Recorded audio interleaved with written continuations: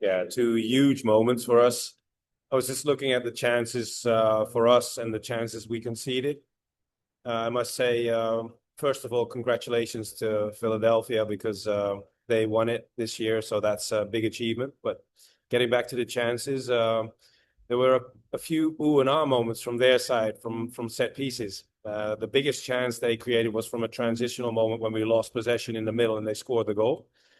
But that happens way at the end of the first half. And like you said, two big moments for us to get ourselves ahead and continue from there. I think overall that could have given us a little more air because they will come for you again, maybe even get a second one. I want to ask about the bench, gets that goal offside, but it's still a bit. What made you bring him on and keep this? Two things. One is Maximo shows in training in the last few weeks, months, that he is more competitive at first team level. So he has more impact throughout the week as well, and his attitude has been outstanding. So he earned this moment. The second reason was because we changed Alonso after 60 minutes and determined to play with a 9.5 situation with Nico and Maxi, and I wanted to keep that intact. Hey, Pascal. Hi. New York. Hi. I'm curious, what made you want to change the formation from the setup that you had in the Red Bull game last week? Well, with Aiden not starting, you mean? With Aiden not starting and Justin moving into the midfield. Yeah, that was the reason. Justin had to move into midfield because Aiden was taken off. Aiden is now close to 60 games. He came off the Red Bull game with minor issues. One was his hamstring. So the beginning of the week, he was taken out of training from precaution, that is. On Friday, he felt 100% again.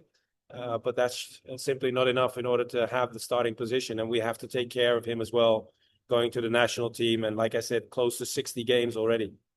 Understood. And with that being said, are there other players that are also feeling similar fatigue now, 30+ games into the season? No, like a game like tonight, there is some pressure on them, of course, because it's a championship game. But I think they enjoyed it overall, apart from the little errors that we made. One of them was conceding a goal. But if you play around 30 games in a season, that's normal. That's normal. So now we have to focus on Seattle after the break, make sure we get those 3 points and finish on 59 points and get ourselves ready for the moment that we've been working so hard for. That's the playoffs. So they were lost. Thank you so much. Yeah. Onto the Zoom, we'll go with Scott. Hey, Coach, how are you? Scott Church from Stream Punk Soccer. Hi, Scott. Hey, Coach. So Kevin O'Toole took the bad yellow card in the first half. Have you spoken to him about that yet? And how much of an impact did that have on your decision to pull him for the second? Thanks. Yeah, that was the main reason. I thought Kevin overall played an okay to good first half. He did his job by playing the wide areas and as a double six in established build-up situations, which also created our biggest moment in the first minute with Alonso. But like the whole game was a little more focused on set pieces from Philadelphia side. And taking a yellow card like he did with that throw-in, even though we were also convinced that it was our throw-in, he took an unnecessary yellow card. So with the type of game that it was today, the physicality that was needed at some times, we couldn't risk having a player with a yellow card on the pitch in this moment. Michael? Coach, it's Mike Ander from Blue City Radio. Thanks for the time. Hi, Mike.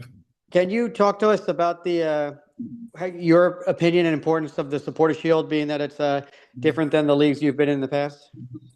Well, it's interesting because it's a huge compliment for Philadelphia to win it with one game to go. So congratulations to them. Very competitive team. It's a title, but what I do like, and one of the things that has my interest, is to see what happens now, because the Supporters' Shield is won by Philadelphia, but now we're still one game into the season, but then the playoff starts, and then there's a whole new competition, which is familiar in the US, unfamiliar for me, but I'm really looking forward to that phase of the competition. Final one, Jonathan. Hey Pascal, Jonathan Mack, AM New York. Hi, Jonathan. Hey Pascal, this result puts a dent in your top four hopes and leaves your fate out of your hands basically with needing a couple results to go your way in order to get that fourth spot. How disappointed are you in that that fate is taken out of your hands, and how much of an emphasis are you putting on making sure that you guys are playing a home game first when the playoffs start? Well, for us, the main thing is that we didn't get the 3 points today. And as I told your colleagues earlier in the presser, we had the moments in the first half, especially to get ourselves ahead of Philadelphia. We missed out on those moments. The other games that we played against top-seeded teams, we got the goals, or we came back into the game, like Columbus, for instance. And did the job. And today, unfortunately, Philadelphia was able to hold the 1-0, and we were not able to get ourselves back into the game.